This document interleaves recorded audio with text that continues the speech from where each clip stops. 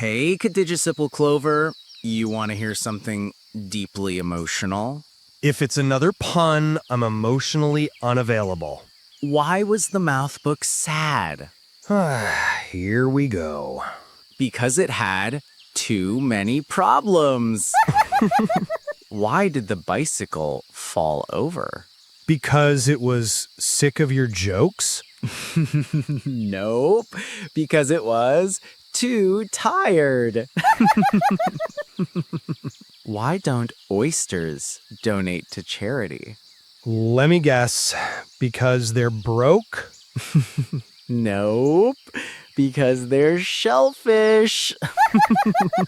Okay, last one. What's orange and sounds like a parrot? I'm afraid to ask. A carrot.